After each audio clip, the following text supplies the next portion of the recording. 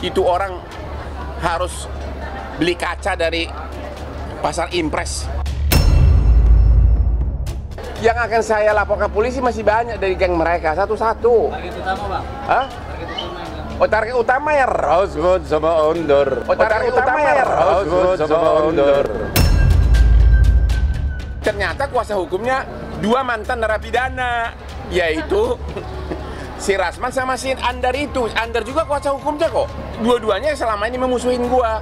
Makanya saya bilang kasihan ini si Iklim Hakim, kasihan.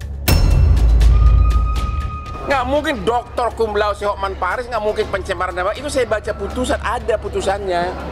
Itu kan di Instagram gua kan ada, saya bacakan putusannya. Itu benar-benar ada. Dan itu sudah viral dari sebelum corona. Pertama kali yang memviralkan itu adalah pengacara musuhnya bernama Saud Raja Guguk. Lihat di TikTok dan juga di cumi-cumi apa itu? Apa? Cumi-cumi.com ada itu. Itu dari 2 tahun lalu. Perseteruan Hotman Paris dengan Rasman dan mantan asisten pribadinya Iklim Hakim kini mulai memasuki babak baru.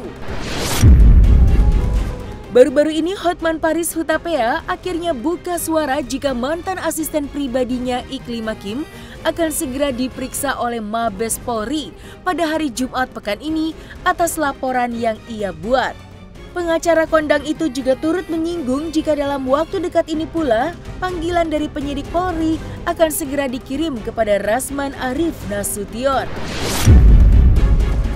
Menelitik dari sudut pandang seorang Hotman Paris yang secara terang-terangan mengungkap fakta di balik pemecatan Rasman sebagai kuasa hukum dari Iklim Hakim. Tidak menutup kemungkinan untuk berdamai, Hotman mendorong Iklim Hakim untuk berbicara yang sebenarnya terjadi terkait pencemaran nama baik yang telah ia dan Rasman ungkapkan selama ini.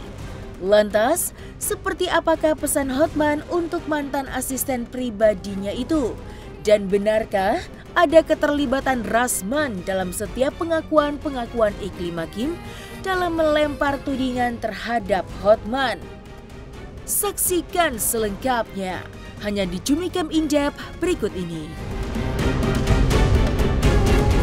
Hai Cumi Lovers, bersama Cumi Camp In-Depth kami sajikan kabar lengkap, mendalam dan akurat dari narasumber terpercaya. Dan jangan lupa untuk like, subscribe dan juga share channel YouTube ini.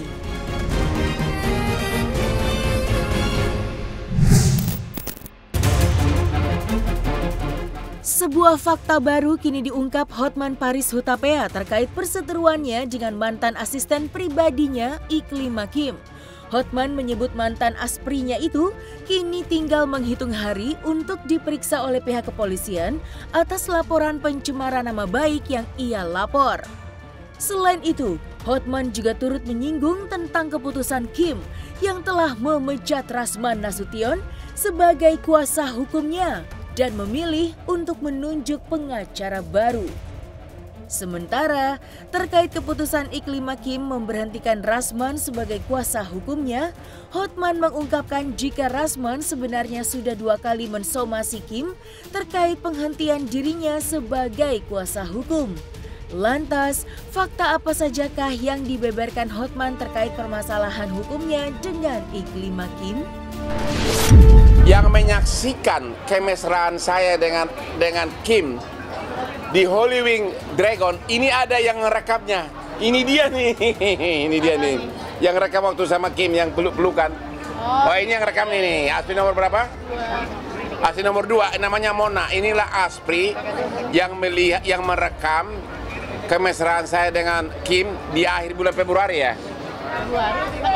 Iya, ya ke Holy Wing Dragon. Nah, jadi Anda hanya dari satu videonya dia, Anda sudah melihat tidak ada pelecehan, ya kan? Mesra banget kan? Iya. Mana dia cemburu dia. Ini nih. Waktu itu lagi iseng-iseng, mesra banget nih abang, gitu. Video aja, udah. Tuh, sampai dia cemburu, soalnya dia udah lama naksir sama gue. Tapi gue tolak. Tapi nggak tahu ternyata ada kasus kayak begini ya, kaget juga sebenarnya. Padahal kalau Anda melihat kan, mana ada mesra-mesra, ada pelecehan nggak? Iya, baik-baik aja kok. Dia banyak, dan aku malah nggak tahu dia rekam. Aku malah nggak tahu dia rekam. Sesudah dia ngoceh di media baru, ini ada videonya kayaknya dia kirim ke aku. Gitu. Saya dapat berita bahwa Kim telah mengganti kuasa hukumnya. Kayaknya sih udah dari 2 minggu lalu. Aku dengar ya. Ternyata selama 2 minggu ini sudah Rasman katanya sudah somasi Kim 2 kali. Sudah somasi Kim 2 kali gara-gara dicabut surat kuasanya. Terulang lagi seperti kasus Dr. Richard Lee. Jadi memang saya dengar dan saya udah terima fotonya juga, tanda tangan surat kuasanya. Kalau nggak salah pengacara yang baru si Fakri ya? Apa? Ya dan jadi sudah dipecat dia sebagai kuasa hukum. Inilah kesempatan bagi Iklim Hakim untuk memakai otaknya. Ya. Kalau dia dengan jujur benar-benar mengutarakan, ya, siapa dalang yang merekayasa tuduhan terhadap saya itu, mungkin dia punya sanksi hukumnya nanti di pengadilan akan lebih ringan. Dan Iklim Hakim sudah hari Jumat ini, lusa dia sudah terima surat panggilan dari Mabes Polri di cyber, akan dipanggil jam 9 hari Jumat. Kalian rame-rame aja tungguin dia di sana, datang nggak? Udah pasti kuasa hukumnya bukan Rasman lagi. Belum benar itu. Itu enggak lah. Kalau isu-isu begini, saya begini. Saya sekarang sejak kejadian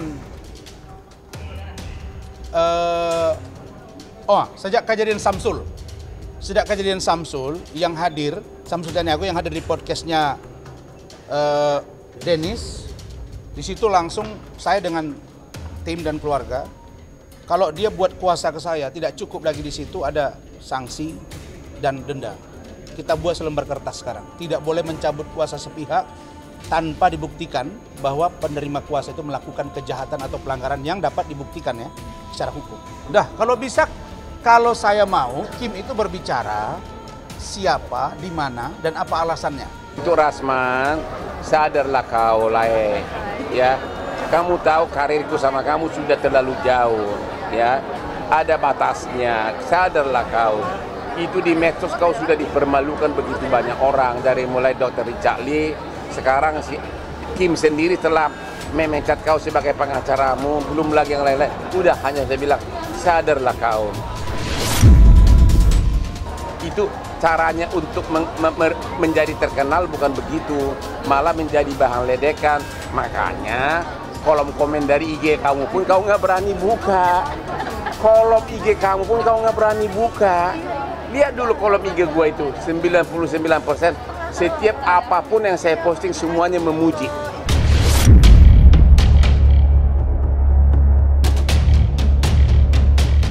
Terlepas dari permasalahan hukum yang sedang bergulir di antara Hotman dengan Iklim Hakim, ternyata Hotman mengaku mendukung Iklim Hakim untuk berbicara yang sebenarnya terjadi terkait pencemaran nama baik yang telah ia dan Rasman ungkapkan selama ini. Bagi Hotman, hal itu penting untuk dilakukan Kim tanpa menutup adanya perdamaian. Setidaknya Kim bisa mendapatkan keringanan hukuman di kedepannya jika dirinya nantinya benar-benar dinyatakan bersalah. Lebih dari itu, Hotman juga menuding ada oknum yang memprovokasi Kim sehingga membabi buta melempar tuduhan kepada dirinya tanpa bisa dipertanggungjawabkan. Dan seperti apakah pesan Hotman untuk mantan asisten pribadinya itu? Dan benarkah ada keterlibatan Rasman dalam setiap pengakuan-pengakuan Iklim Hakim dalam melempar tudingan terhadap Hotman? Sudah pasti ada dalang, karena di awal-awal, kalau saya ingat di awal bulan April, Iklim Hakim itu begitu saya tidak undang dia waktu launching mobil Lamborghini, saya tidak undang dia. Ini semua, hampir semua ini hadir. Kamu juga ada kan? Ada. Ada. Kamu juga ada. Ada dua nih yang hadir dari situ, dari puluhan aspri. Nggak lama sesudah itulah mulai dia bilang saya dilecehkan gara-gara. Tuduhan dia pertama itu hanya mengatakan Hotman itu melecehkan karena minta saya berpakaian seksi untuk syuting di suatu stasiun televisi. Dari situ aja nggak mungkin, karena udah pasti aku tahu TV nggak mungkin izinkan berpakaian seksi karena pasti dilarang KPI. Kim, kamu pakai otak kamu. Ya, mumpung pengacara kamu yang baru, cepatlah ngaku siapa sebenarnya dalangnya ini. Kamu tahu bahwa semua tuduhan itu tidak benar. Kamu tahu itu semua. Kamu tahu betapa indah kita dulu di awal-awal, tapi sesudah saya menjauh, kamu marah-marah. Mudah-mudahan tim kuasa hukum yang baru itu objektif, bisa melihat kebenaran dan juga bisa meyakinkan Kim bahwa inilah waktunya untuk mengaku siapa dalangnya. Itu karena kalau Kim mengaku siapa dalangnya, maka kemungkinan sanksi hukumnya lebih ringan di pengadilan nanti. Begitu saya sebutkan ada dalang, buru-buru si Rasman minta si Kim tanda tangan di surat. Pernah lihat nggak? Bahwa saya yang meminta begini, saya yang meminta begini. Artinya Pak Rasman ketakutan. Jadi sebelum nanti dia tak khawatir si Kim ngaku, akhirnya buru-buru dibilang yang membuat tuduhan itu semua murni dari Kim. Minta dia bikin surat pernyataan. Itu belakangan dia buat, sesudah gua nyanyi. Makanya kalian bilanglah sama si Kim, pakai otak lo. Karena penyidik lebih pintar dan mau ngapain pun nggak akan bisa berkelit karena memang nggak ada buktinya, dan ngapain gua pakai pelecehan, orang dia sendiri yang mau kok sama gua. Justru yang saya himbau sama Kim sekarang ini adalah pakai otak lo, karena penyidik Mabes jauh lebih pintar, ya. Dengan melihat di bulan Maret gua dansa hebat sama dia, sampai dia gini-gini bermesraan, dia orang yang tidak boleh aspri lain dekat sama gua, maunya dia melulu. Jadi bagaimana mungkin terjadi pelecehan di Februari? Bahkan waktu dia sakit pun akhir Februari, gua kirim supir, gua kirim perawat ke kamar di markas besarnya itu loh, di mana itu? Di Mabes, Mangga Besar. Bayangkan. Mangga Besar. Iya kan? Anggi, ini sekretaris gua nih, Anggi nih saat ini saksinya nih, ini sini dulu, dari belakang gua nih. Waktu si Kim sakit di akhir Februari yang saya kirim si Selin kan sampai ke mana, ke asrama aja di Mabes, Mangga Besar, ya kan? Tuh ini saksi nih. Jadi kalau ada pelecehan di Februari, mana mungkin akhir Februari saya masih merawat dia, bahkan WA dia banyak, makasih ya ngerepotin gitu loh. Ya ini saksi sekretaris gua nih. Di lain sisi, terkait perseteruan dengan Rasman, pengacara kondang itu secara blak-blakan turut menyinggung aksi arogansi yang berkali-kali ditunjukkan Rasman, hingga menurutnya karena ulahnya sendirilah yang membuat dirinya kini menjadi public enemy. Sebut saja mulai dari aksinya di Kopi Joni hingga yang terbaru beradu mulut hingga bersih tegang di pengadilan dengan para pengacara Richard Lee. Lantas, seperti apa petua Hotman yang mengaku lebih senior untuk seterunya Rasman Arif Nasution? Itu orang harus beli kaca dari pasar impres. Dia itu orang, dia kok ingat jadi manusia itu harusnya kan ingat dong, rasa malu ada dong. Di apa tuh? Di spanduk dia yang ditaruh di belakang, persis kayak tukang apa itu, kayak mirip sama spanduknya tukang obat. Ditulis pengacaranya tim kuasa hukum Komjen Budi Gunawan yang sekarang ketua BIN ya, Komjen Pol. Ternyata dia sama sekali bukan kuasa hukumnya. Kok berani ngaku begitu loh. Belum lagi udah berapa orang yang mundur jadi kliennya dia. Richard Lee, Ibu Evi sama suaminya mantan gubernur Medan. Terus Eda Tur, terus ada lagi nama Samsu, itu masih banyak, nggak boleh. Rasman, kamu bukan kelas aku nggak pernah gitu. Makanya saya sangat menyesalkan sikap para pengacara senior di Indonesia ini. Kok ada orang yang mengotori profesi advokat kok nggak pada bersuara gitu loh. Yang berani bersuara itu hanya saya, makanya saya banyak musuh karena aku berani bicara. Tapi apapun yang saya omongin itu selalu fakta hukum. Makanya saya benar-benar itu mengurangi kepercayaan masyarakat kepada pengacara. Kalau begitu, padahal pengacara itu harusnya adalah melindungi, ya, memberikan keadilan kepada kliennya. Anda lihat sendirilah kelakuan dia. Anda bisa menilai bagaimana akhlak moral dari pengacara yang juga seorang manusia gitu loh. Itu merupakan gambaran bagaimana perilaku akhlak moral, ya, dan rata-rata menyangkut duit lagi. Yang saya tidak bisa mengerti adalah kalaupun dia putus hubungan hukum, kalaupun dia diganti oleh Dr. Richali, masa dia sendiri yang minta agar Richali masuk penjara, agar ditahan? Mana mau gue diundang orang kayak gitu? Nah? Nggak pernah dihubungin. Siapa sih Rahman gua? Gue hanya tahu dia sesudah keluar-keluar. Gue hanya tahu dia gara-gara dia cemburu, dikiranya aku merebut kliennya Dr. Richali. Padahal nyata-nyata itu Dr. Richali itu, aku mau beli, kau juga tahu kan? Aku mau beli saham dia di skincare. Oh, iya.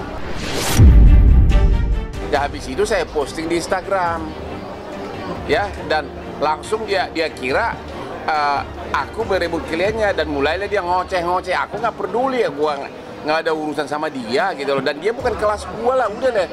Gimana sih, gimana kau bisa bandingin maksimum paling Mini Cooper bekas sama Lamborghini sama Rolls Royce di garasi gua? Lagi pula seorang pengacara kalau kliennya pindah, ya harusnya tahu diri dong. Pindah itu kan haknya ada klien kan. Kalau dia pindah nggak apa-apa juga, tapi ini memang nggak pindah ke saya. Dan sekarang dia permalukan Dr. Richali di mana-mana. Bahkan dia kemarin ada demo mengatakan agar kasus Richali diproses agar dia masuk penjara. Masa sama kliennya begitu sih? Contohlah aku, tidak ada satupun klien yang pernah mengadukan Hotman gara-gara aku bertanggung jawab, berkualitas, dan nggak pernah minta klien minta 1 juta dong, saya mau pulang kampung, 5 juta dong, saya mau hajatan di kampung.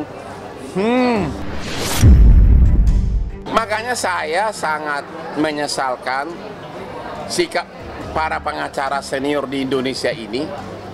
Kok ada orang yang mengotori profesi advokat kok nggak pada bersuara gitu loh.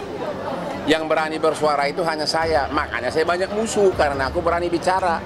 Tapi apapun yang saya omongin itu selalu fakta hukum. Makanya saya benar-benar itu mengurangi kepercayaan masyarakat kepada pengacara. Kalau begitu, padahal pengacara itu harusnya adalah melindungi, ya, memberikan keadilan kepada kliennya. Anda lihat sendirilah kelakuan dia. Kan saya sudah mengatakan, itulah Anda bisa menilai bagaimana akhlak moral dari pengacara yang juga seorang manusia gitu loh. Itu merupakan gambaran bagaimana perilaku akhlak moral, ya, dan rata-rata menyangkut duit lagi. Yang saya tidak bisa mengerti adalah kalaupun dia putus hubungan hukum, kalaupun dia diganti oleh Dr. Richali, masa dia sendiri yang minta agar Richali masuk penjara, agar ditahan? Kemarin sama ikut demo yang kemarin, dia yang berperan di belakang itu forum Batak intelektual yang sebenarnya lebih tepat forum anti makan ikan mujahir. Itu semua 99% orang Batak semua. Dia mungkin bingung. Ini kok sama-sama berangkat naik kapal Tampomas merantau ke ibu kota. Kok ini orang Hotman ini kok maju banget sih? Ya, mana ada laki-laki yang lihat senyumnya begini semua nih? Hah? Apa nggak tergiur semua? Dilihat lagi gue dansa-dansa di Hollywood. Ismailam. Ya, ada di Instagram gua. Dibilang itu pornografi. Otak lu di mana semua? Makanya saya bilang, lu makan ikan mujahir kayak ibu saya. Saya itu makan ikan mujahir gara-gara oleh ibu saya, katanya biar pintar kau di sekolah. Dia bilang ikan mujahir itu hama penyakit. Padahal orang Batak itu, dan saya yakin ibunya pun makan ikan mujahir waktu dia di kandungan. Jadi apakah ibunya makan hama, pantasan hasilnya seperti dia? Saya makin diserang, makin saya sadar, kok begini manusia, terutama suku gua ini ya. Aku nggak takut, malah gue sinis. Gue merasa kasihan banget gitu loh. Kok gue nggak ada, kenapa aku nggak takut? Karena memang kalau you merasa you nggak melakukan perbuatan yang melanggar hukum, dia akan tenang-tenang. Apalagi gua dibandingkan sama mereka, saya subonya kalau dalam persilatan, aku subo dalam bidang hukum. Suheng, terlalu senior dibanding mereka. Jadi gua tahu, bah. Makanya saya bilang, kalau cuma segitu jumlah musuhnya, nih. Kalau ribuan baru gua mulai khawatir. Yang akan saya laporkan polisi masih banyak dari geng mereka, satu-satu. Target utama, Bang? Hah? Oh, target utama ya Rosewood sama Ondor. Oh, target utama ya Rosewood sama Ondor. Ya menghadapi apanya? Menghadapi berlian gua pasti dia kalah. Menghadapi Lamborghini gua dia kalah. Menghadapi gedung-gedung perkantoran gua dia kalah. Menghadapi karir gua yang sangat cemerlang. Udahlah, saya nggak mau ladenin, ngapain sih? Malah dia yang naik pansos. Dia bukan apa-apa, itu jawabannya, udah. Selesai sudah Cumi Lovers. Bersama dengan Cumi Cam Injap, kabar lengkap, mendalam dan akurat dari narasumber terpercaya. Dan jangan lupa untuk like, subscribe dan juga share channel YouTube Cumi Cumi.